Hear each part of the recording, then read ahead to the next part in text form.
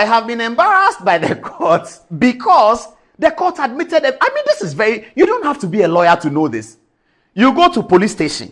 You say that somebody has come to my house to come and steal. I believe that it is this man. His name is Paul Adomotri. He went to school at Presec. He was born in Bema Camp. This is Paul Adomotri's car keys that he left in my house when he came to steal the thing. He forgot. So his car is still there. You tender the car keys. The court will collect the car keys. It doesn't mean the court agrees that these car keys are the car keys of Paul Adomotri. The court is now going to go through a process. It is the same as anything you go and say in court. Anything you go and say in court, the court listens. It doesn't mean that they have agreed with you. They will take it through the evaluation process. I am completely shocked for all the lawyers in NDC.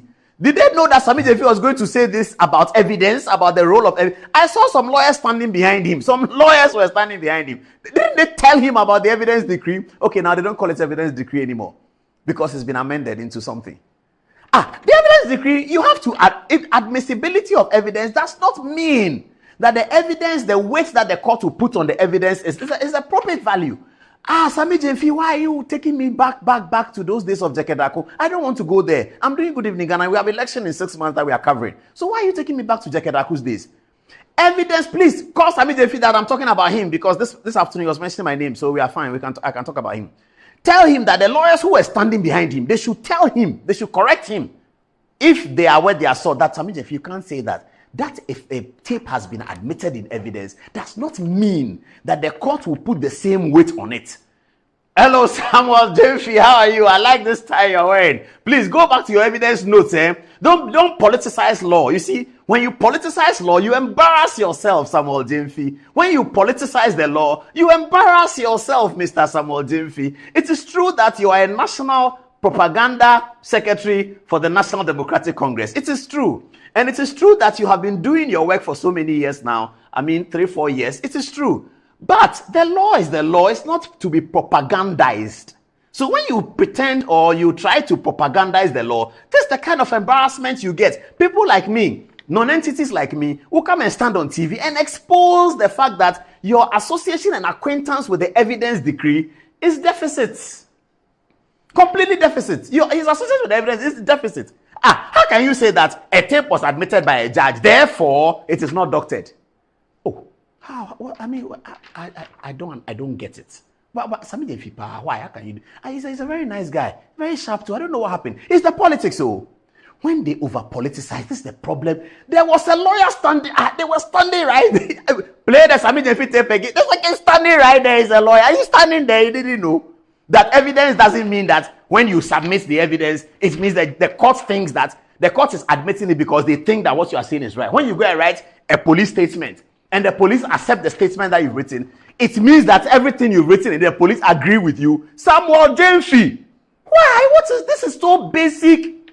You go to police station, you write a police statement, you sign it. That is your statement. You are sworn to that statement. It doesn't mean that is the position of the police. The police will go through a painstaking investigation, prepare a docket. In the docket, they may say that statement of Paul Adomotri to be discarded. He was lying in everything he said. It doesn't mean they didn't admit it.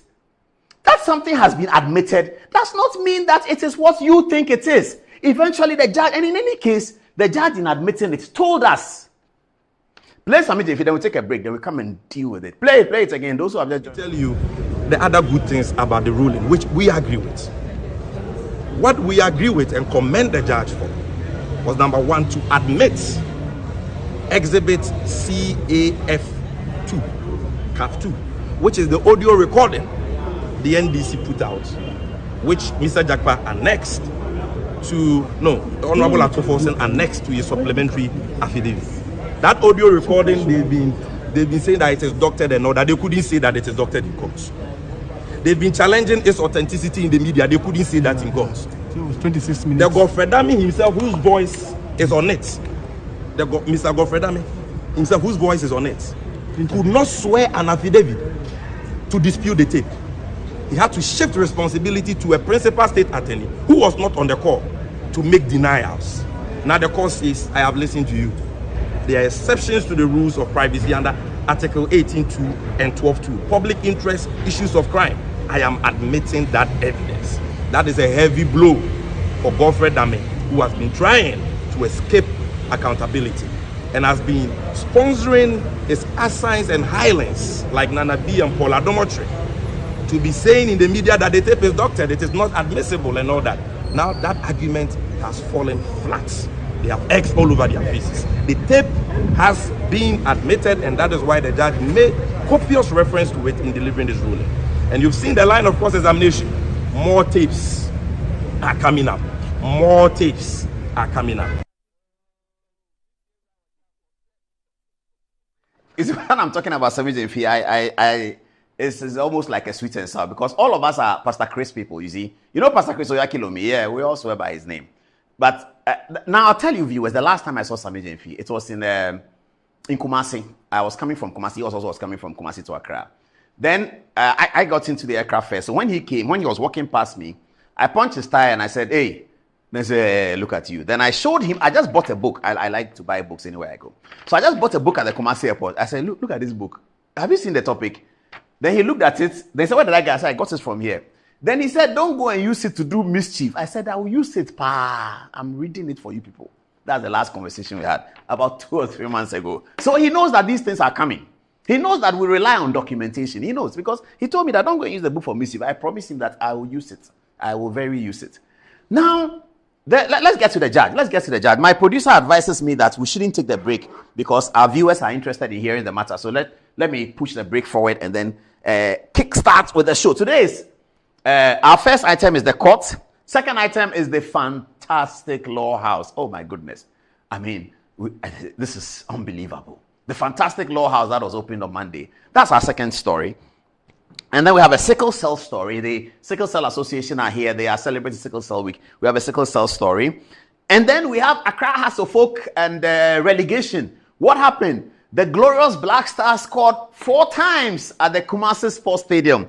What a crowd and what an atmosphere. Wow. Was it free gate? I don't know. I was watching the game on my phone. And I felt that the crowd at the Kumasi Sports Stadium, it was reminiscent only of the days of when Abdul Razak was playing for Asante Kotoko and Kofi Bedu, and the young people don't know these names. Okay, let me bring it forward a little bit. Joe Debra and let me bring it forward a little bit. Isaac Kwachi and even if I say Shamokwe, that's still 30 years. I'm sorry, we are too old. Forgive me. But this was reminiscent of those days. Or, okay, let me say come 2008. Is that also too old? Maybe that's even too old. But we didn't see the stadium like that. I mean, and the firecracker thing went up. Oh my goodness, that was massive support. Those of us in Accra, is it that we are not going to watch there? They won't allow us to watch Black Stars in Accra again. It looks like it's getting there. Okay, GFA, please bring one game to Accra. We'll show you that we can also go to the stadium and do that. Then the GFA will have a choice to make. But that was a fantastic support. We have to give credit to the support base of the Black Stars in Kumasi and the Ashanti region and all the surrounding towns who made their way to Kumasi to cheer the Black Stars on to a fantastic 4-3 victory. The team still has a lot to do. That's coming up on sports. We'll deal with that. And then the American election is running faster than ours, isn't it? It's getting really into the home stretch. They are voting just a month before we vote, but now they are already in the home stretch where the debate date has been set. The date for the first debate has now been set between Donald Trump, the former president, and Joseph Biden, the incumbent. We'll talk about all that in great detail. So without much ado, let's get now to, this is very important. And producer, thank you for putting this out. The tape that Sammy Gyamfi is glorifying about it being admitted. The Leonard trial judge has already made acquaintance with the tape. In doing so, she told the court and the world that I have listened to the audio 10 times. Attorney General did not tell Jakpa to implicate Ato Forson. The whole gravamen of Jakpa's case in this cross-examination that's going on, mind you, next week the Attorney General will cross-examine Jakpa. You have to be there. And we're going to apply again for media. You have to be there. When Godfrey Dame faces Jakpa in the witness box to ask him questions, you just have to be there. But let's deal with what happened today. Now, the Leonard trial judge has already indicated, hasn't she? She's indicated that she has listened to the tape 10 times and that Jakpa did not implicate Ato Forson. That's what she said. So the value that Samuel Gyamfi and co are placing on the admissibility or the tape being admitted, they should have at the back of their minds, as the Learned Trial Judge had already indicated after her acquaintance with the tape, she's indicated the value of what's on the tape. Because on the tape, the main thing they are saying is this, that Mr. Jakpa says that the Attorney General was sort of coercing him and cajoling him to implicate Mr. Forson. Learned Trial Judge has already said that in this court in a separate application, that he's listened to it, and that is not borne out by the tape. What else then is on the tape? The other matter on the tape, the Learned Trial Judge has also indicated that it's not a matter for her court.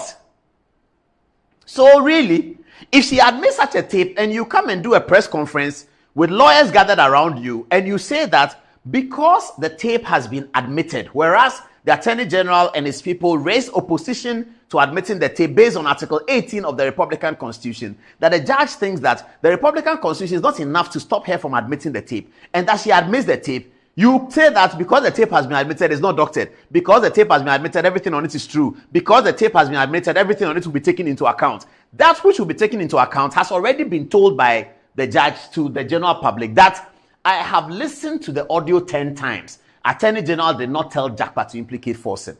That's the end of the story. I don't know how come that sometimes these propagandists who are supposed to be very sharp at picking signals from sentences, picking signals from people's words, and picking signals all over the place, do not see these signals when they are given to them.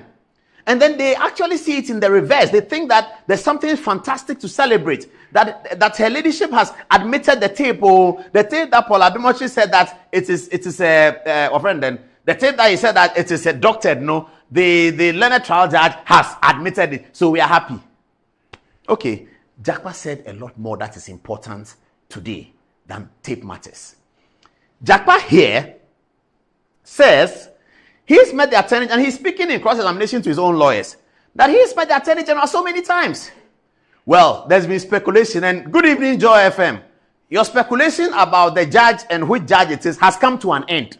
Today, in the court, Mr. Lieutenant Jakpa has said that the trial, the Supreme Court judge in whose home they met is His Lordship Justice Yoni Kulendi. He said that. So, Joy FM, please, speculation has ended.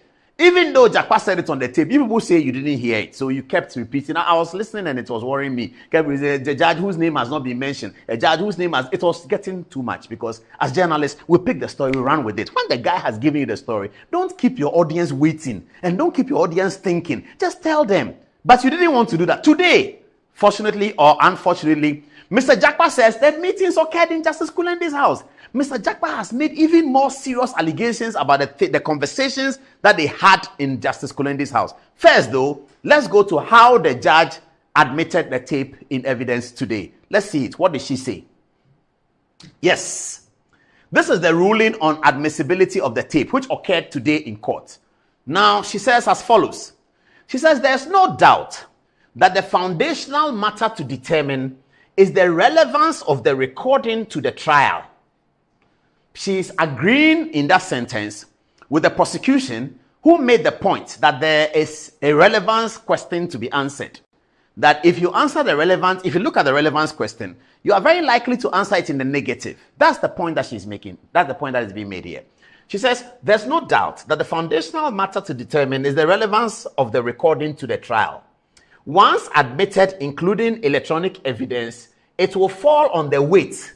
That is to say, first level is to admit. Once you have admitted, you will then consider the weight of the evidence, the weight of the material in it. The considering the weight is not just to be understood as the English weight, as in the how heavy it is. No. The weight also speaks to whether it's been doctored, whether it is relevant, whether the things on it can do something to the case. All of those things is yet to be determined. That's the important part. That's what submit the issue here. Admissibility of the tape doesn't mean that the weight on the tape has yet been determined. The weight on the tape is yet to be determined by the court through processes. If the court takes the tape, they can call a forensic person and say, forensic, come and have a look at it. The court will then come and tell the general public that the forensic man said that it is doctored. However, the forensic man will be put in the box to be cross-examined, etc., etc. Haven't we seen this happen all the time? Okay, let's move on. He says, the court has referred to several cases, including the Raphael Kubaji case and the McPalm case, having concluded that on the allegation for which McPalm and co. were arraigned and the public interest, it was necessary to admit the recording in spite of the right to privacy. Right to privacy is one of those exceptions that was pleaded by the Attorney General's office, that the tape, admitting the tape will violate the right to privacy. Her Lordship, the judge, is saying that in spite of the privacy which she recognizes, there's another reason why she wants to admit it. And she cites the case of Raphael Kubaji and McPalm, about which many lawyers are seized with the facts when it comes to the evidence and admissibility of material. Okay, it goes on. It says that in spite of the right to privacy of the accused person and the manner in which the recording was done. Okay, it goes on. Reverse position, where it is not a law enforcement agency that is tendering the recording, but an accused person against a law enforcement agency. The reason why she's put the sentence there is that in the cases she's referred to, Raphael Kubaji and the McPalm case, the tapes in those cases were tendered by the prosecution, not by the accused person. So she's saying that even though we have a reverse position here, where the tape is being tendered by the accused person as opposed to the prosecution, she would still admit it, even though it's reversed. So she's trying to suggest that the little distinction you see in the Raphael Kubaji and the McPalm case, which is that the person tendering was on the prosecution side, and now the person tendering is on the defense side, that should not be sufficient to distinguish it. She will still admit it anyway. All right, let's move on. If the recording was being submitted by the state agency in the present circumstances, the tape will have likely been admitted. Okay. The pen drive containing the recording is admitted into evidence by a court. The admitted record shall be assessed based on the evidential weight of the recording. I think Sammy Jefi didn't hear this last sentence when he sat in the court, and the lawyers around him also didn't hear it, or they heard it and they were not listening. Maybe they were listening to the guy who sang the song. What's his name? Asidel. Palota. Maybe they were listening to Palota's music in their ear. I like listening to music in my ear when I sit in places like that. So maybe they were doing that. So they didn't hear it. It says the admitted record shall be assessed based on the evidential weight of the recording. What it means is that, and that's the last sentence on the screen, viewers, if you saw it. What it means is that the admitted record is yet to be assessed. The admitted tape and record, according to the court, is yet to be assessed. Can you knock on Sammy Jefi's door and tell him that he should go back for his evidence and have a look at it? And you don't even need evidence. It's common sense, isn't it? You don't need evidence decree. You don't need any training in evidence to know that. You go to a police, you have an umpire, any umpire, and you submit something to the umpire. Another person submits this to the umpire. One person comes and says, umpire, don't collect his paper. Umpire says, don't worry, I'll collect it. You two bring yours. That means that the umpire is going to necessarily make the conclusion that you think it. I mean, why should anybody try and spin with something like this? I mean, is that also part of politics? Then I don't want to be part of politics. If this is part of politics, that you can see blue and call it red. I mean, if you have forgotten or you don't understand us, that's forgivable. But this is not the case where people don't understand. This is a case where people are trying to politicize the law so that they will have something to say. Because the germane issue from today's trial and the proceedings thereof is that the Supreme Court judge was there when these spurious allegations are being made by Mr. Jakpa. That the Attorney General said some finance minister, and then today, this is the latest one they added, that Attorney General said fancies are cheap. I don't even understand that. Oh, these people. Sometimes you feel pathetic. I mean, okay, so let's move on. These are the points take away from today's situation. He says Jakpa met with the Attorney General twice in 2022 in the house of the Supreme Court Judge, Justice Yoni Kulendi. Jakpa claimed that the position taken that the ambulances were not fit for purpose was orchestrated. Fair enough. Jakpa expressed disappointment that the Supreme Court Judge and the Attorney General purportedly promised that the submission of no case will go in Jakpa's favor. Really? Viewers, have you seen number 3? Really? Jakpa told the court that he was disappointed that the Supreme Court judge and the Attorney General appeared to have promised him that his submission of no case will succeed. Is Jakpa inviting the Supreme Court judge into the trial as well? I think that he's a very ungrateful guy. Jakpa is an ungrateful guy. Your brother, the Supreme Court judge, has used his good offices with the Attorney General to invite the Attorney General to his house. You, Jakpa, you told the court today that you are the one who called that. Of course, we have the text message. NDC didn't show it. Johnson, Asiedu Nketia, and Sami Jemfi, they didn't show that tape, but we have it. And we have did I say tape? The text messages. We don't have any tape, please. We don't do tape. The text messages. We showed it. You, Jakpa, here, wrote to the Attorney General by text and said, listen to me because I am Kulendi's brother. That's really what he said. My name is Jakpa. Thank you very much for, please look for that text. Look for that text and put it on. He said, my name is Jakpa. Thank you very much for saving me or something about bail. Please, I would like to see you through my brother. The Attorney General says, don't worry, I'll meet you through your brother. Jakpa is very ungrateful. You would never have had audience with the Attorney General. Never would you have had audience with the Attorney General. Because of your brother, the Attorney General agrees to meet with you. You yourself said that all the meetings were conducted in your brother, the judge's house. You know your brother is not an ordinary person. He's a very distinguished Supreme Court judge. He's a member of the bench, a very, very important one. Then you come to court and come and tell the court that when you met the Attorney General in front of your brother, the Attorney General told you that the President of the Republic wants the matter done in a way that is illegal. And the Supreme Court judge was sitting there. That is Jakpa. You see this kind of people? Jakpa. Your brother is trying to help you. Look at the problem that he's brought to the court. Baseless and unfounded. He cannot even establish it. He didn't record that one. He's just telling the court. And he's telling the court where there are two witnesses. There is the Attorney General and then there's the Supreme Court judge. Should the Supreme Court judge come and say that everything Jakpa is saying is not true? What do we make of him? I know Yoni Kulendi. I do not believe that Yoni Kulendi will host a meeting which is discussing illegality and shenanigans in court to be perpetrated by the learned Attorney General. I do not believe that it will never happen. But that's what Jakpa is saying. Okay, here's the text. 1453. Good afternoon, my bro. I am Richard Jakpa, a junior brother of Justice Kulendi. That is how he introduces himself. Please put the text alone on the screen. Let the viewers see it. I'll decide to open it. Can I open it? Small. I can open it small. This is Richard Jakpa. Look at the way his number is saved on the phone. Richard Jakpa. He says, good afternoon, my bro. I'm Richard Jakpa. He should have added formerly of the Ghana Armed Forces, but he didn't add that. It's okay. I am a junior brother of Justice Kulendi. You intervened to secure my bail some weeks ago. I am humbly requesting for a time and a venue at your convenience to meet you for a private discussion, please. Oh, Jakpa. Then he says, I'm most grateful for that kind gesture from you. Hope to hear favorably from you. Then there's a thank you there. Okay. We now know that the Attorney General wrote to him and said that I will contact you through your brother. That one the NDC showed. Asiedu Nketia showed us that one. Asiedu Nketia didn't show us this one, but he showed us that one. He says that I will contact you through your brother. Aha, it is here. Arrange. Okay. The Attorney General, his language is better than mine. So he didn't say contact, he said arrange.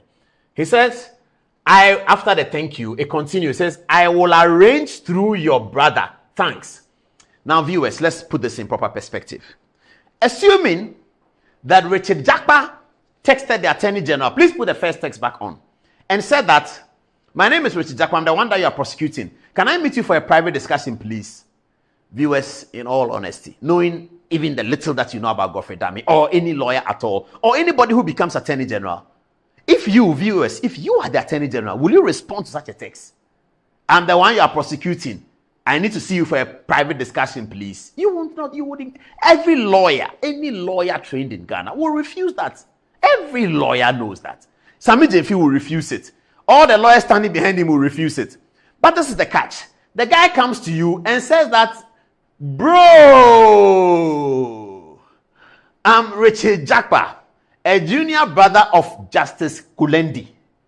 You, the Attorney General, you intervened to secure my bail some weeks ago.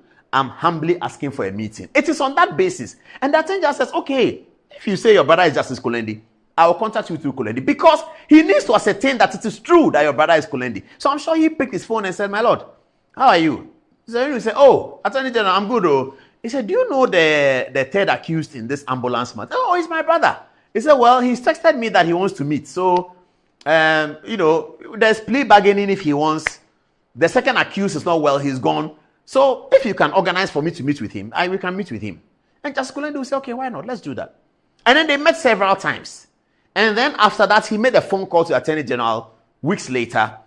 And by the time he was making the phone call to the Attorney General, he already knew the Attorney General's position on some of the things he was going to express. That brings me back to the judge, saying that I have listened to the tape several times. I did not hear the Attorney General say that he needs your help to implicate Ato Forson. That brings me back to this. Thank you very much. It brings me back to this. I have listened to the audio 10 times. Not more than several. Several, the mathematicians tell us several means 4. Please, can you bring it back? I think I touched something. The mathematicians tell us that several means 4. So 10 times is more than several. I have listened to the audio 10 times. Attorney General did not tell Jakpa to implicate Ato Forson.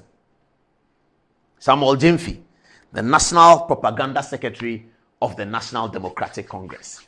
Then he goes to court and says that because he closes court and holds a press conference and says that because the tape has been admitted by the judge, therefore, those who said the tape was not good are funny people or have been embarrassed. I mean, he should just have told the audience that, well, today we have come and the tape has been admitted by the judge. That is the first step. We are hoping that after the judge has assessed it, she will come to the same conclusion that we come to, that this tape is something that is relevant for the trial. If you say that at the press conference, no problem. But if you say what you said, that the tape is not doctored because it has been admitted, it just means that you have misunderstood, misapprehended, and completely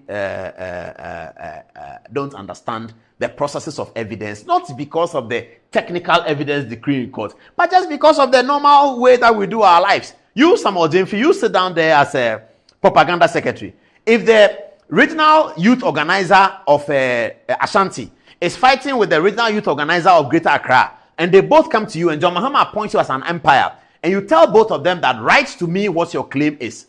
And then one writes to you and says that I'm the regional commander of, I'm the regional NDC regional propaganda secretary of Greater Accra. When I'm doing my work, then the guy in Eastern Region 2 comes, then he's doing this. Then Eastern Region 2 brings his document. The fact that you receive 2 documents from 2 of your subordinates who are quarreling, does that suggest that you have agreed with one of them? The fact that you admit this one and admit this one, Samuel Gyamfi, does it mean that you have agreed with either of them? Are you not now, as an umpire, going to go through the process and make a determination? I mean, what are you talking about? When you go to court and you submit something, it means that, oh. Anyway, no problem, no problem. Let's move on. Oh, it's 5 minutes to the top of that at 10 o'clock. All right. I've done 30 minutes of this one. It's too long. National Propaganda Secretary of the National Democratic Congress. Play that Samuel Gyamfi tape for the last time. Let's talk about him a bit, and then we move on to the glorious law house.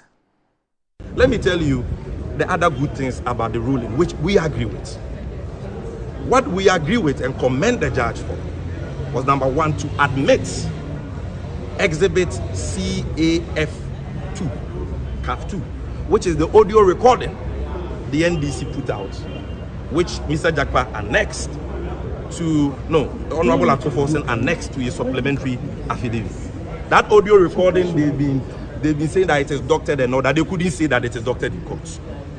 They've been challenging its authenticity in the media. They couldn't say that in court. So it was 26 minutes. The Godfredami himself, whose voice is on it, Mr. Godfredami himself, whose voice is on it, could not swear an affidavit to dispute the tape. He had to shift responsibility to a principal state attorney who was not on the call to make denials. Now the court says, I have listened to you. There are exceptions to the rules of privacy under Article 18.2 and 12.2. Public interest, issues of crime. I am admitting that evidence. That is a heavy blow for Godfredami, who has been trying to escape accountability and has been sponsoring his assigns and highlands like Nana B and Paul Adomotri to be saying in the media that the tape is doctored, it is not admissible and all that.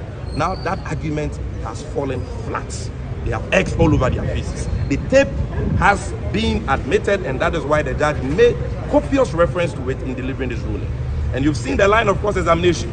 More tapes are coming up. More tapes are coming up. We have been told today that more tapes are coming up. More tapes in the cross-examination. More tapes. Okay, next week, Tuesday, there will be the grandstanding cross-examination by the prosecution of Lieutenant Jakpa. Okay, what are people saying on the text messages before we go to the glorious law house? I begin with who? Antoinette. What are people saying? Thank you, Paul. Edu Jemfi Gordy says, Paul, let's tread cautiously. Sami Jemfi has hinted that there are some more tapes to be made public soon. I do believe that once the first one has been admitted in court today, subsequent tapes will be attached or tendered in as evidence to strengthen their case. I do not know why those other tapes he referred to have not yet been attached as evidence, but I do think they perhaps are calculated strategy.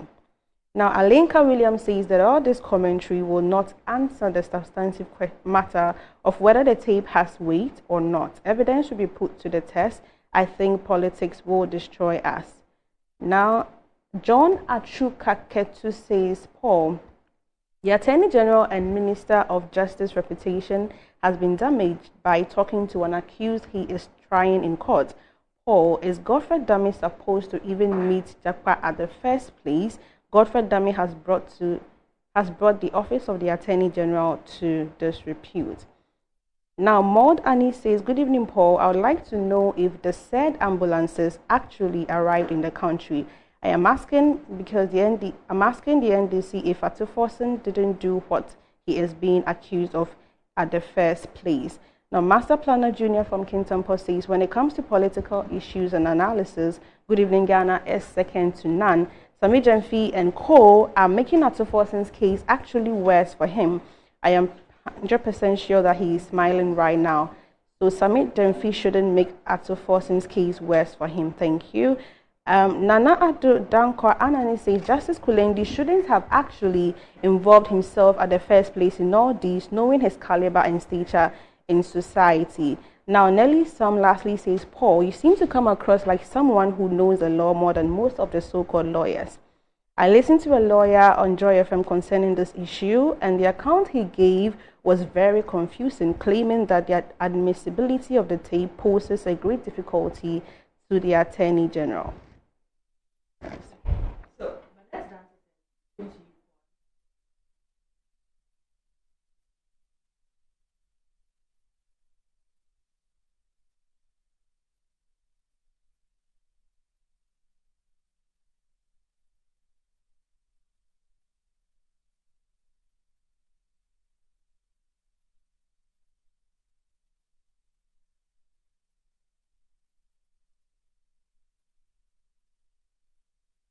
The history of Ghana, the NDC is known to be associated with fake videos, audios, and woefully falsified news.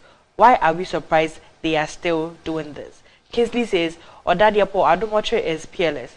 His analysis are no match. Absolutely no room for misinformation here in Good Evening Ghana. This is like a virtual class you can come and get enlightened on issues. And Sami is definitely Paul's nemesis, and we should have an interesting debate sometime. We'll definitely think about that. What do we have, Mami? All right. First here is Alex Nyako, and then he says, I strongly support your assertion, Paul. Honorable Ablakwa thought same for being commended by the jury at the Supreme Court for bringing a case to court, but eventually lost the same case. And coming from Nana Ikuamu Boateng, he says, the loudmouth Sami Jemfi is today applauding the court for admitting the audio as evidence for the ongoing ambulance trial. We hope he will be consistent in applauding the judge when things do not go in his favor. And from Kwesi, he says, now Sami Jemfi is singing praises to the judge, but when it's against the NDC, Sami Jemfi will come back and accuse the judge as biased. And lastly, from Charles Osei, he says, Paul, your in-depth analysis and understanding of this matter have set you apart from other journalists. Over to you, Angelo. Ahmed watching us from Tambale says, "Good evening, Paul and crew. Sami, these are his words. He says, Sabi propaganda, Jamfi and company are laying foundation to churn out hate when they are smeared on the face at the end of the ruling. Good advice to propaganda Jamfi by Paul to separate his middle name from law. The law which Jamfi seems to practice. It's a bit incoherent." Continuing, Gina Akbar, watching us from Tamale, says, the NDC always thinks that propaganda is the only way for them to use and get what they want everywhere. But my boss, today is my birthday, so I need a powerful birthday song from Good Evening Ghana to play. Sure, happy birthday to you, Akbar. What's the name? His name is Akbar in Tamale. Akbar in Tamale. Good. Happy birthday. We'll play your song later. Sure. Right. Continuing, Jude watching us from Domis says, Jakpa is a relative to the Supreme Court's judge. More tapes to come. Please, Paul, the case is in court, so relax. Now we have a bit of analysis from Prince Bansa watching us from the University of Lincoln in the United Kingdom. He reads as follows: lawyers who always do partisan cases or politicize their career or espouse partisan legal views often don't do well in their legal careers. One of the hallmarks of every PhD student is the ability to think critically and see through the minutes of things. Continuing, this Jakpa case will end nowhere. For example, the judge is likely to ask, how do you become a victim of an event that you yourself have sanctioned?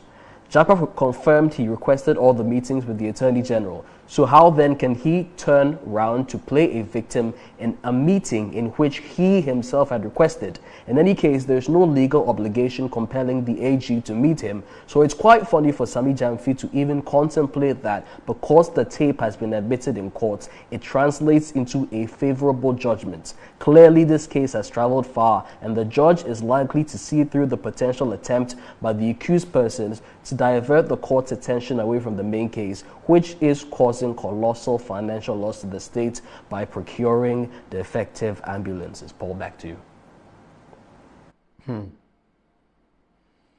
Okay, it's 4 minutes past 10 o'clock, and you had a text message. I have a few more here as well, but I don't know whether time will permit me to have a great look at it. But viewers are enjoying the program, and that's very, very important. All right. Now, still about the Attorney General. Last Monday, today is Thursday, isn't it? Last Monday, the Attorney General opened the 24-year-old. It is one of the longest uncompleted buildings in Accra. Perhaps it will get an award for being the longest uncompleted buildings in Accra. It was started 24 years ago. People who were born when it was started are 24 years old now. The building had not been completed. The building had come up. All those who had walked past that street near the court complex had seen the building. People used to ask, what's this building standing here? It's been standing there, sir. Suddenly, an Attorney General comes to office and is determined that he will fix this thing. Let me talk about Godfrey Dami a little bit and his relationship with the Cape Coast people before we get into that one. This is Godfrey Dami. Now, you see, in their clutching at straw business, the Jakpa and his cohorts are trying hard to build up a case that will be sensitive to Ghanaians, completely away from the ambulance. So you see the cases they are building now, using all of these surreptitious things and shenanigans here and there, unknown to Jakpa, that he's actually showing a lot of ingratitude to his brother, the Supreme Court judge. He doesn't even notice that he's showing a lot of ingratitude to his brother. They are now bringing in extraneous matters that Ken Ofori-Atta told Dami that he should jail her to forcing, that the president said. I mean, how is that connected to anything? Anyway, now they chose 3 things. Let us mention Ken Ofori-Atta's name, and let us mention the president's name. Maybe people will believe it because people know that NDC people don't like MPP people. You are asleep if you say that. If you have been listening to Sam George, he will tell you that the collaboration they have in parliament is massive. Some of the names that Jakpa has mentioned are some of the same people who, because they work with the finance committee, and you know that before he became minority leader, Atuforsen was the ranking member on finance. Some of the names Jakpa has mentioned, that they said that these names are people who wanted him incarcerated illegally. Some of those names, because they have daily workings with the finance committee, have understood the role of the minority ranking member. And they are some of those people who have been asking the Attorney General, how is the Ato Forcing case going? Because they have been sympathetic to Ato. These are the same names that Jakpa is mentioning that they said they should jail Ato. Because, you see, they don't know what has gone on behind the scenes. They don't understand it. And they want a story that people will buy. Free SHS, we need it to. We should go on for a long time. Let every Ghanaian of the age of 19 have had SSS education. So that they can easily look at this and say, oh, but what are you talking about? The reason why we have to fight propaganda in our elections and the British don't have to fight propaganda in their elections the way we fight it is because the majority of the people, when they look at it, they can tell that, oh, what are you talking about? But here we need to continue to educate people, not because our people are not clever. It is because our people trust politicians. And I want to come to the situation where politicians in Ghana are trusted. That is one of the reasons why I love Nana Akufo-Addo, because he gave politicians a good name. He said that he will do free SHS. Nobody believed it, and he did it. Because of that, President Mahama said in 2020 that I will do free first-year university education, and people believed it. Before Akufo-Addo, if you are a politician and you don't know and you speak, you see how the people will kill you. Did you remember that joke? When we were growing up, there was a joke about some nephew who was living with his uncle. His uncle was a big lotto staker. I don't mean the raffle we do today, the Lotto 590, the original National Lotteries one, Samia Oku's own. And this guy will sleep in the night and he will mention 74. And the uncle will write 74. 62. The guy writes 62. So the guy was sticking these numbers and he was losing. He stick, it doesn't happen. He stick, it doesn't happen. One Good Friday night, this nephew went to bed again. Then when he's about to give the numbers, he stretches his body in a certain way. Then he starts. So he started stretching his body in that way. His uncle took a stick and said, Opa Kasa. And the guy didn't say anything. It means he had the uncle threatening him that he will cane him. Because people trust politicians, we throw things at the people and then they believe it. And I want us to get to the level where we have absolute trust for politicians, where politicians have the responsibility that if I'm going to say something, I have to know, not because of me, but in the interest of the profession and the career of politics. Because whatever we do, it is politics that will determine development.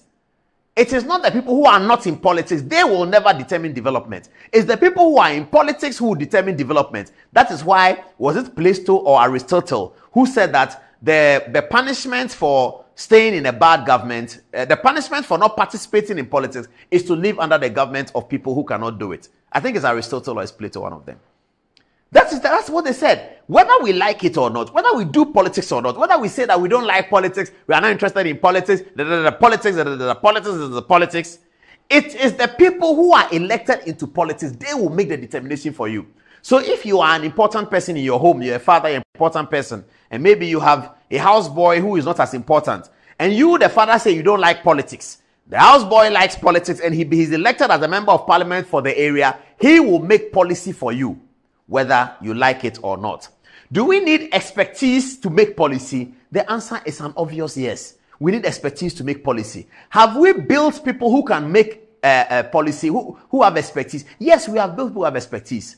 That is one of the reasons why I was fully backing Ken Ofori-Atta when he decided to do politics. Because people like him will stay in corporate, they do their banking, they make their money. That is the reason why in 2001, I was backing Togbe Afede for the Bank of Ghana job. And that is why Togbe Afede's interview on Good Evening Ghana, tell him, if he has forgotten, Togbe Afede's interview on Good Evening Ghana was the one that paved the way for him to become a director of the Bank of Ghana. I personally sent the tape to Mr. J.H. Mensah, who eventually made the decision. Because I had always wanted people like that to play a role in politics since I studied political science and read Plato and Aristotle.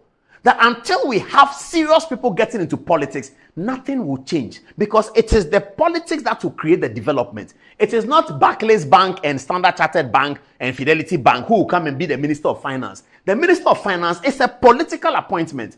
And we must have people who are beginning to go and be Minister of Finance. In America, they've set up a convention. By the time you get to Congress, whether it's Senate or the House, by convention, you have gone through a certain educational process. Same in the United Kingdom. Go and look at them. Prime Minister and the opposition, the leading benches, check their background. You will see that their background is very similar. They have created a convention in their country. I've always said, and I'm digressing, I'm sorry, I'm coming back in a minute. I've always said that the difference between Ghana and the United Kingdom is not the weather. It's not the color of the skins people. It's not the color of the skin of the people.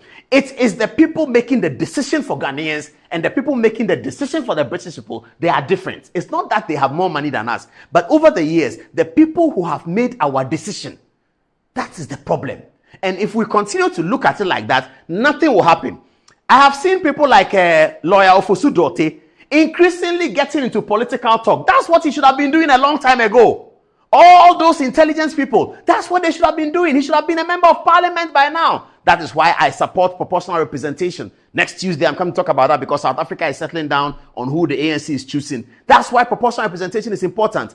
So the people who do the politics are very, very, very, very important. So let's deal with it. Now, Godfrey Dame here is being reported by Jakpa that he said that Ato Forson will be jailed.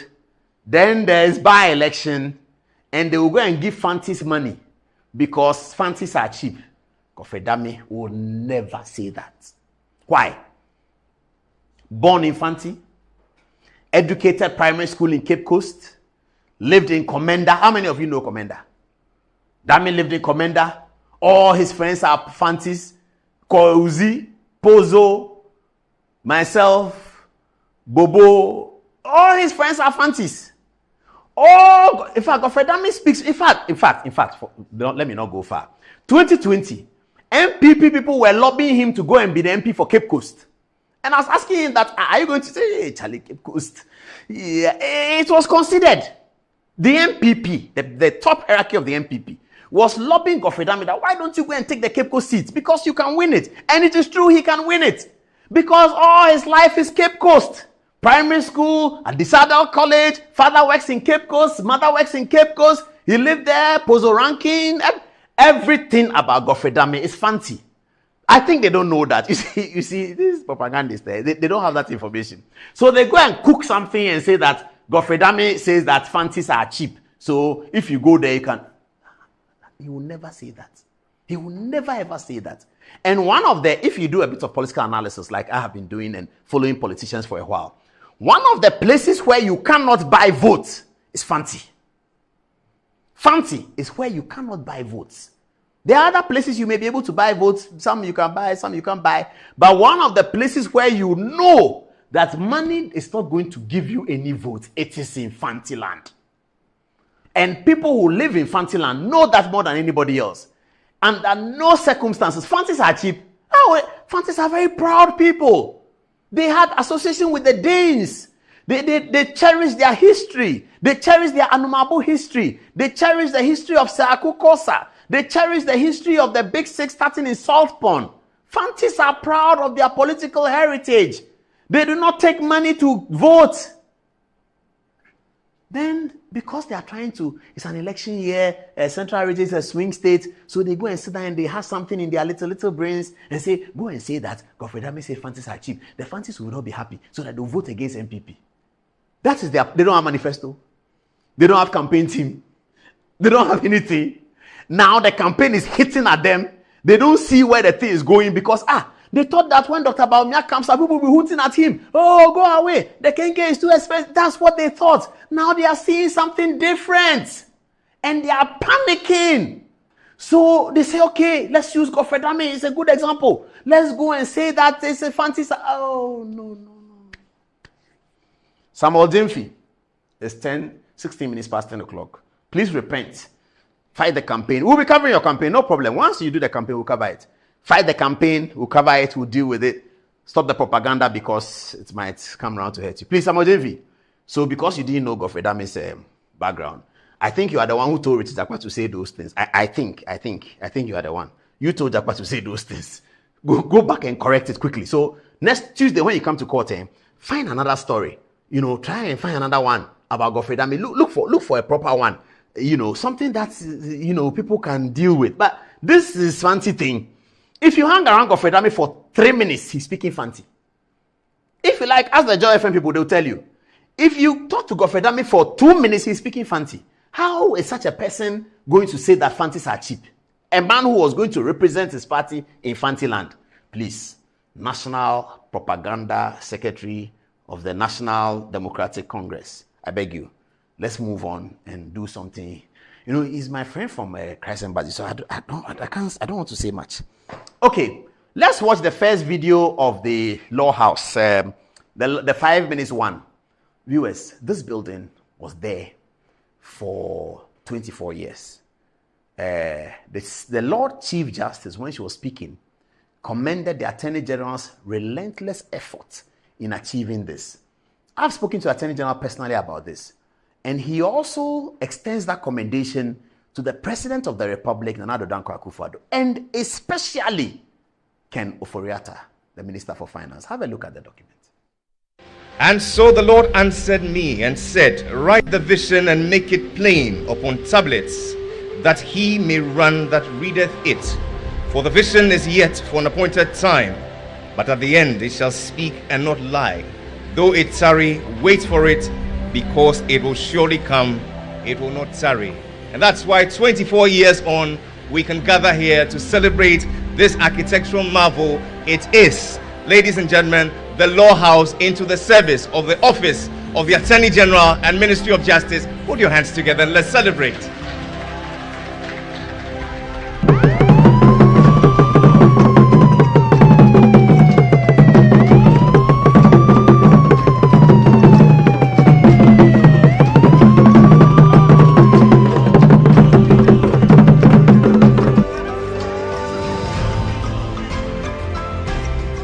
Mr. President, Nana Addo Dankwa Akufo-Addo, Her Ladyship the Chief Justice, Mrs. Gertrude Araba Iseba Saki-Tokonu, Justice of the Supreme Court of Ghana here in present, Honorable Ministers of State, members of the Diplomatic Corps, Chief Executive Officers of state-owned institutions, ladies and gentlemen, friends from the media.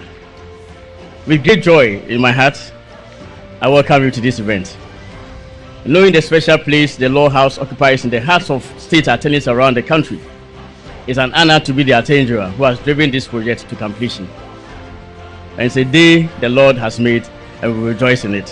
When I was appointed the Attorney General in 2021, I requested the relevant heads of agencies under the ministry and all regional heads for a presentation of what I termed urgent and most pressing needs, so as to obtain a primary and comprehensive insight into the matters of utmost concern to the Office of Attorney General and Ministry of Justice, its regional offices, and various agencies under the ministry.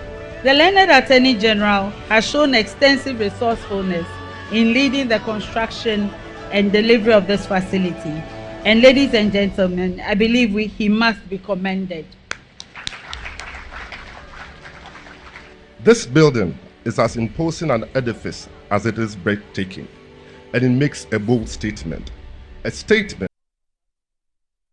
A round of applause, viewers, a round of applause, wherever you are, just applaud. It's beautiful, isn't it? Oh, Chala Akufo-Addo has done things. I mean, after he's gone, we'll look at the litany. I just love this Law House. It's amazing. All the time we're growing up, people say that when they finish law school, they don't want to go and work at Attorney General's department. The Attorney General is depleted with skills and that and that and that and that. We'll set out what kind of thing that has happened at the Attorney General's office since 2021. Now, every lawyer who leaves law school, I get calls. People know that I know the Attorney General. I get calls. Charlie, I finished law school. Myself, can you get to Attorney General's department? And I get very impressed that, hey, I ask him that, what have you done yet? That people are calling me that they want to come and work here. I mean, back in the day when we were in school, nobody wants to work at that. Everybody wants to go and work at Akufo-Addo Prempeh & Co., work at Samoku Jeto's law firm, Justice Kulendi and Atachian's law firm. That's where everybody wanted to go and work. Now, everyone wants to go and work at the Attorney General's office. Ghana is getting there. We'll get there. We'll get there. One day, the PhD may be better than the passport because we are getting there. We are very getting there. That discussion is coming. We're going to have that discussion. Don't worry. It's a social discussion. It's important. We'll have it. Okay. This I should turn to this camera, so I've turned to it. Can you see me clearly, viewers? I'm sure you can. All right. So there are several takeaways from the Law House edifice and the fantastic work that Godfred Dame has done. We're going to go back there and do floor by floor by floor by floor and bring it to you, viewers, and show you that this is what has happened. At least, on Monday, every lawyer was happy, whether they work at the Attorney General or they don't work at the Attorney General, whether they are NDC or they are MPP. Kojoga Adawudu, I saw him there. Please tell him that I like the suit he was wearing. He should show me the tailor. Charlie, the guy's suit was cool. You know Kojoga Adawudu? He's my friend. He used to come on Good Evening Ghana in 2013 selection petition to represent the part of the NDC and President Mahama. Very good guy. He was sitting there, Kojoga Adawudu, beautiful suit. And then please tell Deputy Chief of Staff, Mr. Brazzi, his shades, I like it. I want it. He was wearing some shades. He was sitting behind Godfrey Dame and sitting behind the president. He has some shades. I really like that one too. Please tell him that I want the shades. He should bring it to me. It's beautiful, man. All right. That was a beautiful sale. I think it's congratulations to all of Ghana and the entire legal fraternity. I think it was emotional. It was moving. I mean, you can feel the pulse that the practice of law is getting to another level. And it was very obvious. Very, very obvious that the youngest Attorney General of the whole of Ghana's history was the one who was able to deliver the tallest building for the Ministry of Justice. Is that not interesting? The youngest Attorney General was able to deliver the tallest building that had been an uncompleted building for 24 years, started in the time of President Akufo-Addo, continued to Ayukwe Otu, continued to Joe Gate. Who came first? Joe Gate, then Ayukwe Otu, then Joe Gate, then Betty Moldidrisu, then Martin Amidu, then Ben Kumbo.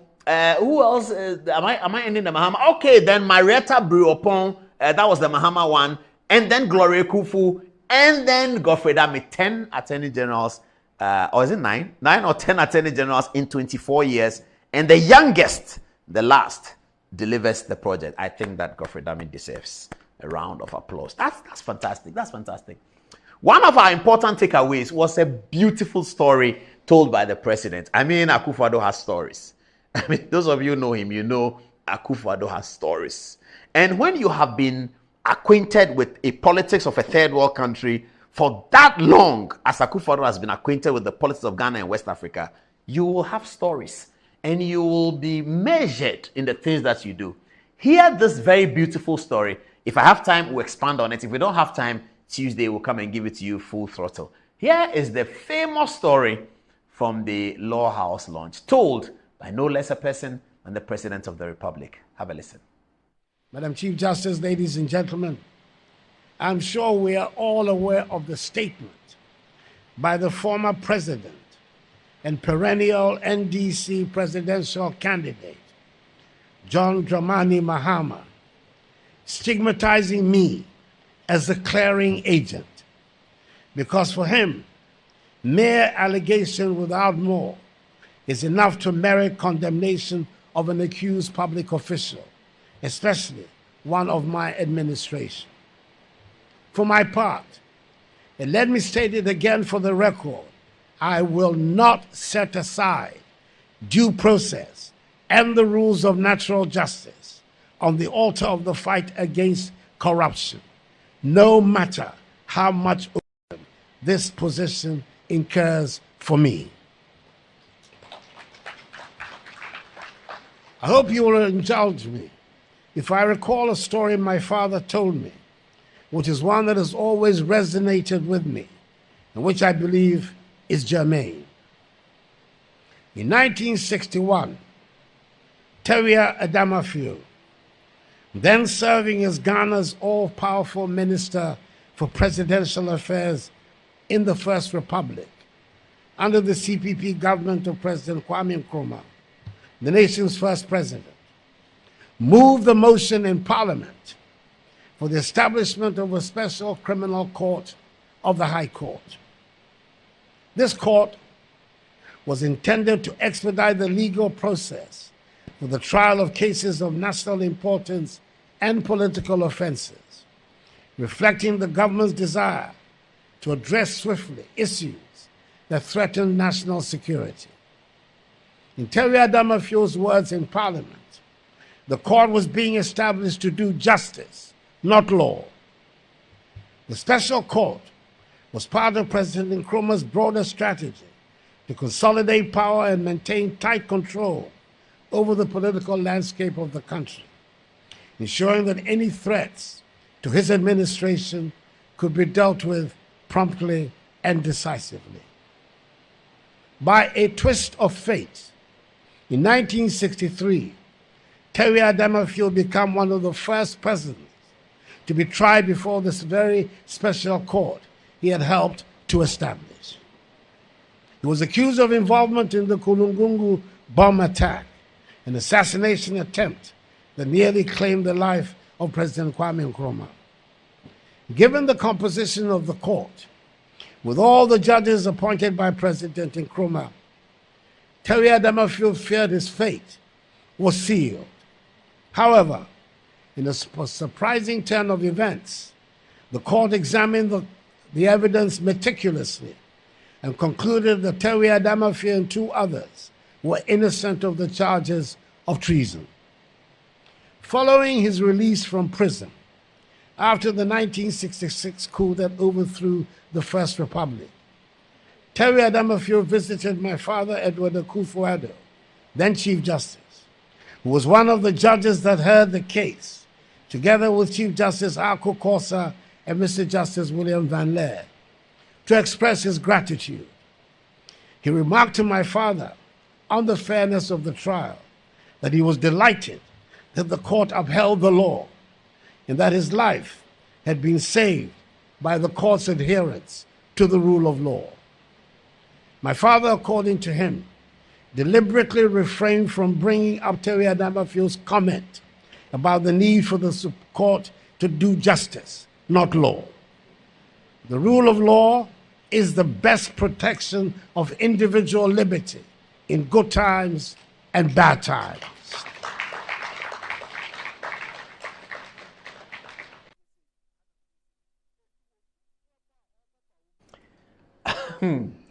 This matter, we'll get to it, because you see, there's another example to this matter. The law on causing financial loss to the states was passed in the year 2000. It was passed with the support of the Ministry of Finance at the time, the Rawlings second administration. In 2002, a trial was occasioned under the new law causing financial loss to the state. Some of the first people to be prosecuted under this was the Minister for Finance in 2000 and his Deputy Minister for Finance in 2000, both of whom were instrumental in passing the law. It is widely rumored that a law on causing financial loss to the state was passed because of J.A. Kufuor. John Agyekum Kufuor had been a threat to the NDC since 1996.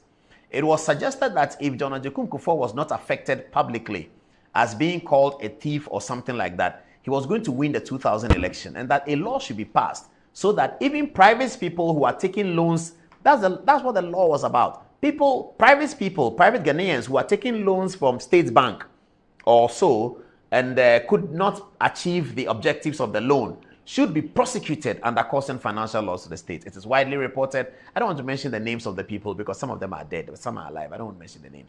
Forgive me, I have too many stories because I've been here for quite a bit. Sorry.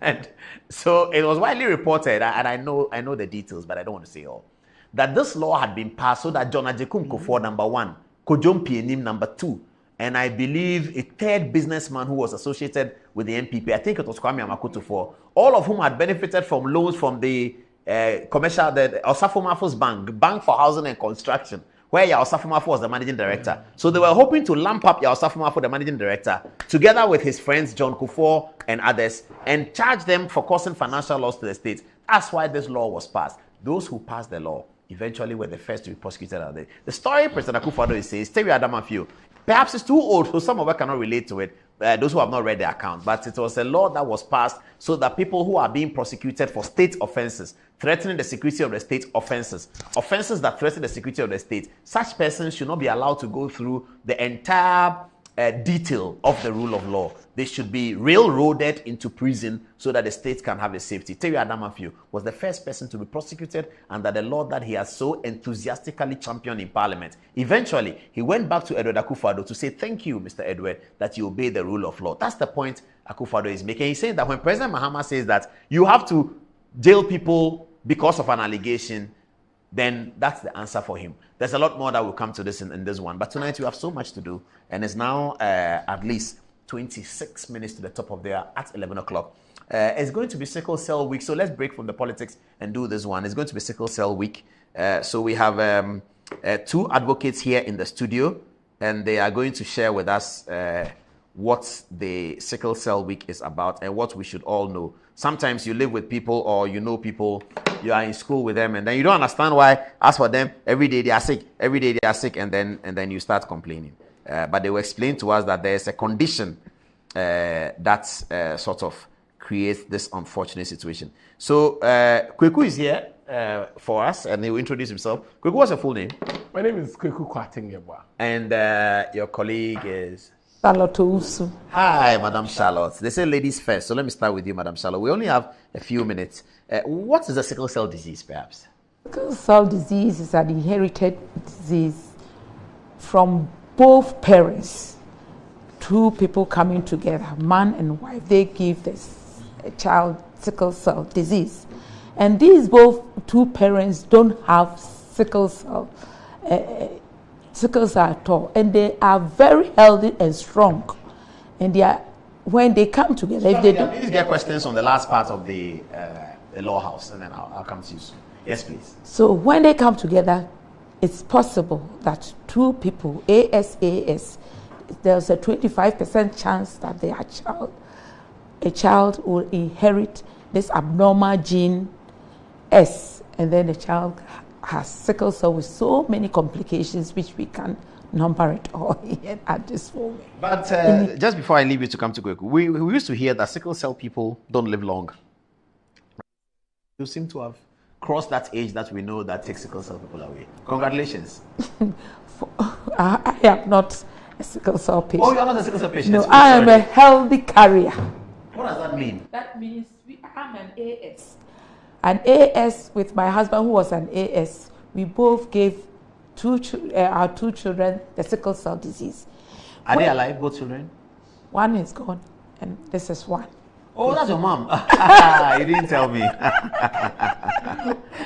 Okay, so let's talk about when is World Sickle Cell Awareness Day.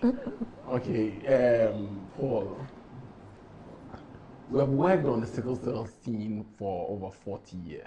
My mom, and now me, part of her. What we are doing this Wednesday is climaxing it. We are bringing together faith groups, Christian, Islam, and traditionalists. We are bringing together the churches. We are bringing together the mosques. We are bringing all of them together to one location to follow one idea. The idea is that sickle cell is preventable. And so if you are going into a marriage, you should look at your gene type so that you are sure that your kids won't have sickle cell. We think that people are not told early. And by the time they are told that, no, sickle cell is an issue, so don't come together, they would leave even the church and then go and marry in another church. And so we are bringing together the religious bodies, we are bringing together the traditional councils to go down and tell people that sickle cell is not voodoo or anything. It's really just an inherited gene problem. And I don't know if you know this, I am also sickle cell. Mm-hmm. And so we have been at this on this battle since. Every year we do something with World Sickle Cell Day, and this year we are doing a union of everything we've done. We have gone through the chieftaincy ministry to try and reach the chiefs. We are with ministry. What do you want them to do? What do you want these interest groups to do? Okay, so we are lobbying that they accept that sickle cell is really not a problem. That if we tell the youth before they start falling in love, one of the first questions they will ask on their dates is, what is your gene type? So that the decision of them getting married won't affect their children. You are going to allow the boys who don't want to get married to start giving excuses that, oh, I'm SS, or when he knows that he's not, because he wants to postpone the inevitable. These days, the young men have been told by the ladies that, oh, they like postponing the inevitable too much. So you're going to give them an excuse. But anyway, it's a good advice, you know.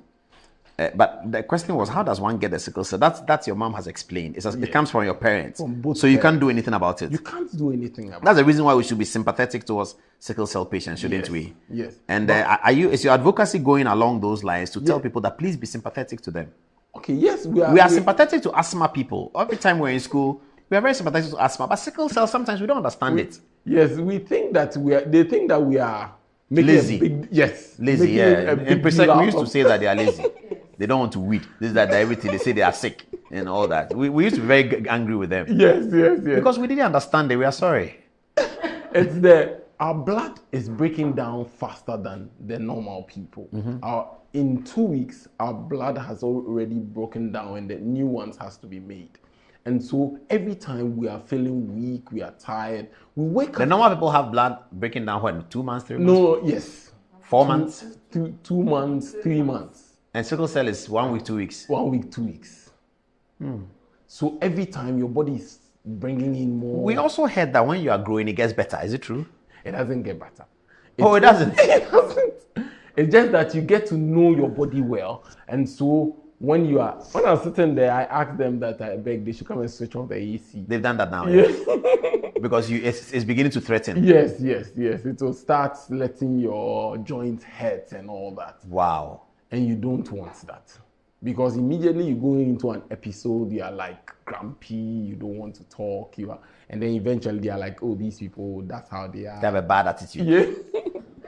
Who are the collaborators or partners? Okay, we have already spoken to the Christian Council. They agree with us in principle.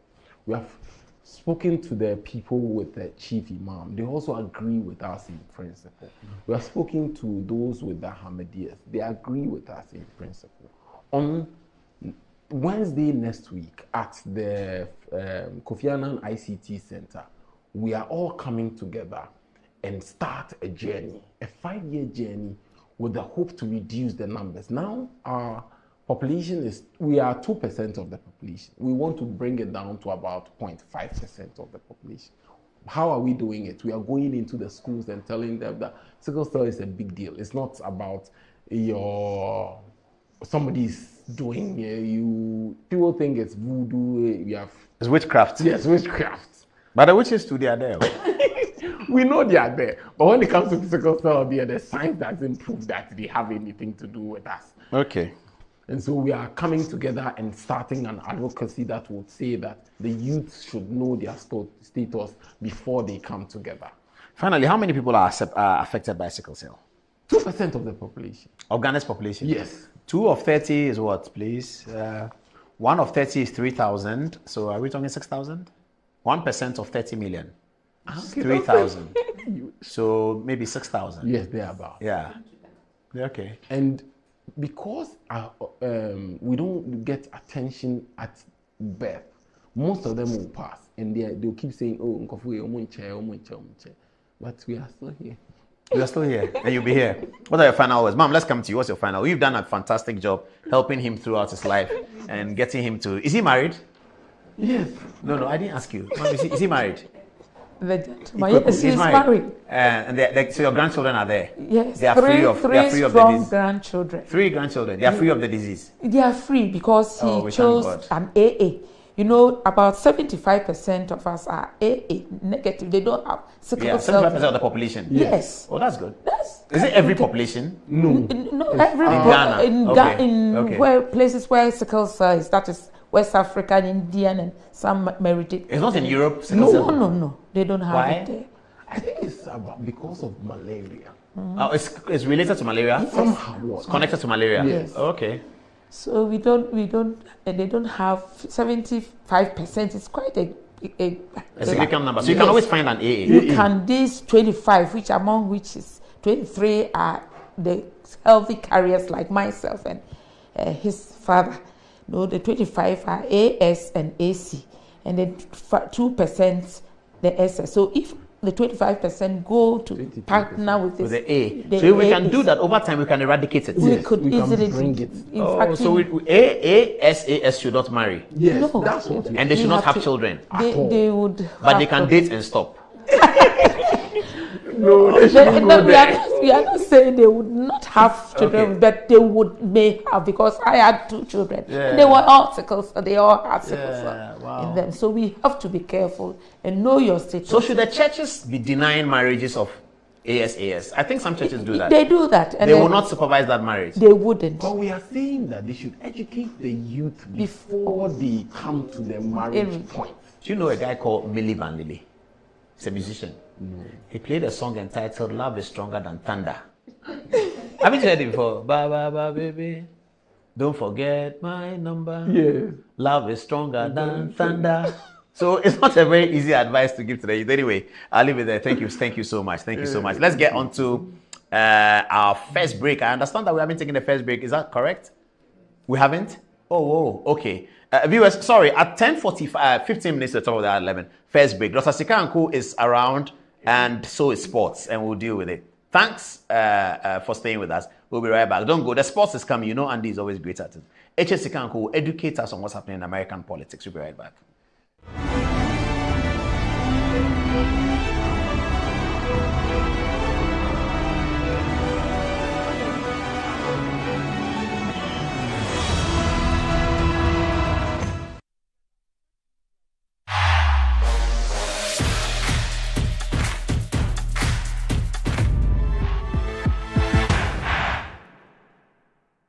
So what about what your papa this is my secret.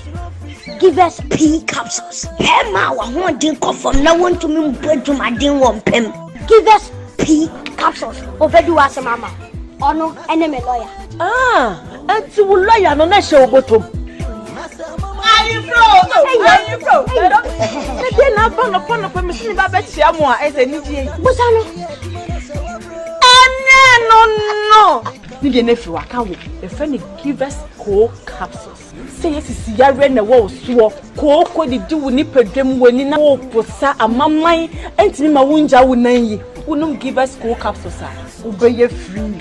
Lawyer. Give us cold capsules. And I give us P capsules. Hey, and I give us free. Wo be chinasuma. Remember what if you do what you do kronkwan efa. Give us cold capsules. A painful about one more menu for one kwada woni fit 853-3149 or visit our website on www.rehobothsocialhousing.com. Rehoboth, your housing dream becomes a reality. Ghana for Mama Dada yo. Me the dear Jana va. Dada spices are would running in every jasso. And you never know yeah. If we come your job away, no use Dada spices. We don't go job. If I don't Paste the inside. Yeah, the natural spices, Papa na noodles everywhere you go, Dada spices. Just the one. No more Dada spices. Black taste na chicken. Kaji go. But Dada spices here what Jenny say. Nanya good taste. If we say yeah the natural spices and yeah Ghana hey yao. Ani you want all purpose stewed noodles, curry and nutmeg and a jollof. Dada spices taste yummy, taste lemon. Dada spices taste gay inside. FDAG a jedi in kratoya too.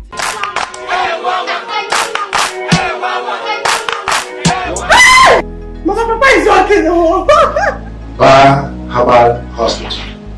Specialists in every kind of bone disease. Herbal Hospital. Baby, a sanya webia. Nanso, yare etimi sapa dom yare. Spinal cord, swelling of the arms, arthritis, bone injury, swelling of the leg with reddish color around it, and so on. See, Herbal Hospital has special ultra-modern machine for checking up the body. I have tried them and I got good results. Try Herbal Hospital.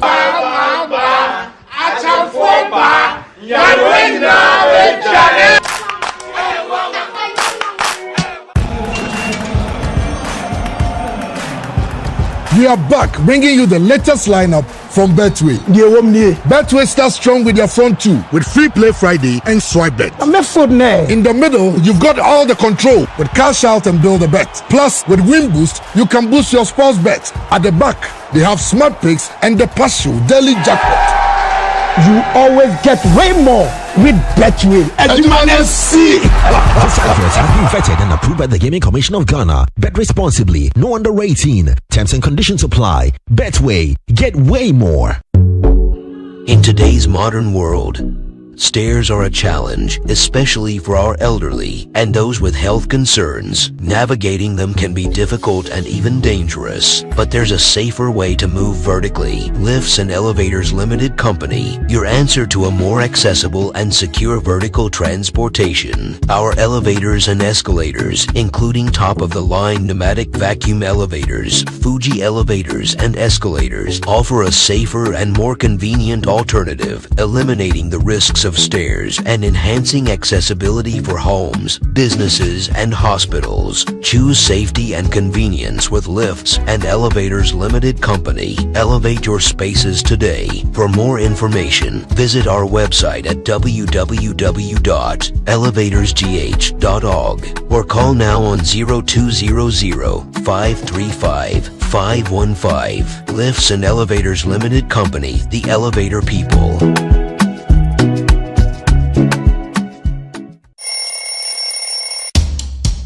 Anti-cavity, gum protection, brighter teeth, and fresh breath.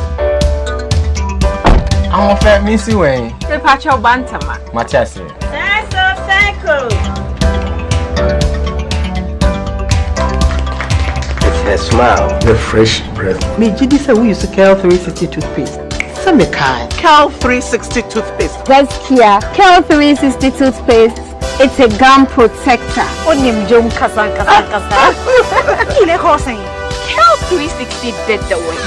It's cool mint. Gives me fresh breath and your confidence booster. You so feeling to when you know Cal 360 toothpaste. Happy smile. Cal 360 toothpaste, anti-cavity, gum protection, brighter teeth, and fresh breath. Cal, happy smile. This advert is FDA approved.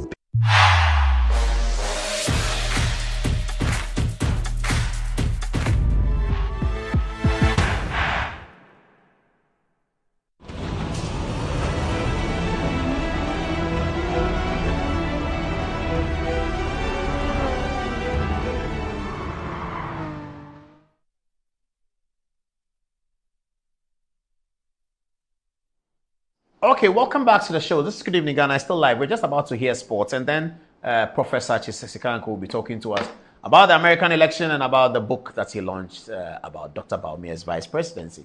Okay, let me begin with you, Antoinette. What are people saying? Okay, so we have a few of our viewers correcting the earlier calculation you made on the percentage of the population. Yes. So Wilberforce Kobna says that 1% of 30 million is actually 300,000 and not 3,000 as earlier stated. Okay. So then 2% of the 30 million will be 600,000. Okay. Okay. Now, Francis Manson says that the sickle cell story is actually very important, but sadly, our society doesn't pay enough attention to this. Paul, we are losing more brilliant people through this. The painful aspect of this sickle cell patients is that they're actually very brilliant. And Bawumia Okere says he wants to be part of the advocacy process and he would be sure to join the advocacy to make others know. Now, back to the Law House story. Awudu Wandani says, we express appreciation for the Attorney General and the government's endeavors in resolving the long-standing issue of office accommodation for the justice system. The completion of the project as well as its successful inauguration are significant achievements that should be applauded. We extend our gratitude to the government, expressing optimism about the positive impact of their efforts on the country's future.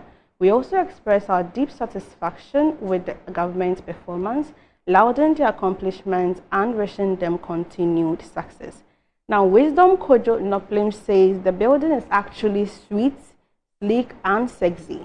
He will be sure to have a dance of practice in there in Jesus' mighty name. He says he also saw his advocacy lecturer, Miss Victoria Bat Esquire, seated and smiling at the commissioning ceremony. Back to the Godfrey Damis story, Nana Kwejo Atalisi says that Damis' English actually tells he can fluently speak Fanti. He says he's from Elmina and he sounds as one of the people from Elmina when he speaks Fancy. Now, lastly, Wisdom Kojo Noplim also requotes the quote Paul made from Plato. He says, if good people do not take an interest in the affairs of your government, then you will be forced to live under the governance of fools. And this is by Plato. What do you have first? Says, I will never regret voting for President Nana Addo Dankwa Akufo-Addo. 23 years ago, after cutting sword for the commencement of the law house by his good self as Attorney General, successive governments have failed to complete it. Clear case of abandonment of which some Ghanaian stomach journalists would never see. President Nana Addo Dankwa Akufo-Addo, prosperity will certainly be the best judge. This is from Minsha Kwame, and he says, I know these two. We have met at an educational fair in 2016 at Pesek campus. Mom and son doing an amazing job. This is from Raymond. He says, good evening, Brother Paul. I admire the current AJ and his brilliant legal skills. Supreme Court Justice. The AJ's kind gesture to help Jakpa due to his respect for Kulendu has dragged him into this mess. However, in the end, the light will shine on the AJ. Baba Chairman says, I have maintained that Sami Jamfi and the NDC have sworn heaven and earth never to tell their followers the truth. But unfortunately on their part, the Ghanaian out there is more sophisticated than Sami and his likes can ever imagine. Fatih, what do you have for us?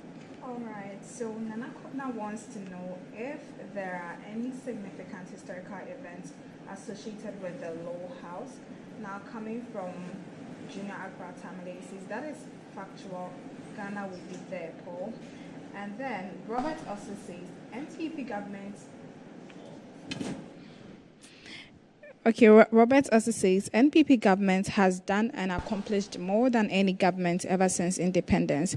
Saka also says Dr. Bawumia is our next president. Get connected before you blame yourself.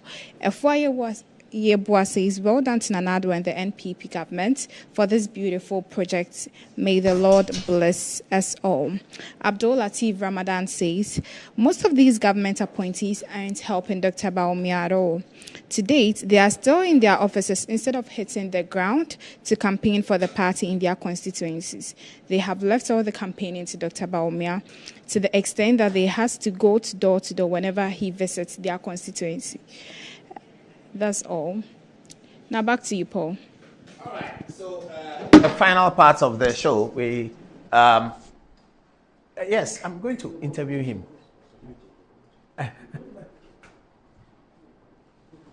Come on, we are live on air. What's the problem?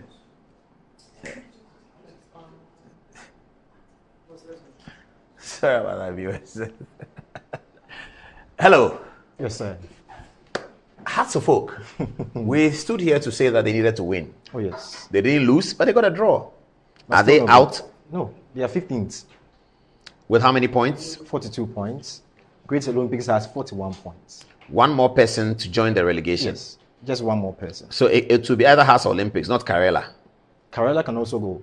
How will they go? So they have 43 points. If Great Olympic wins their match, against RTU. RTU is already relegated. Oh.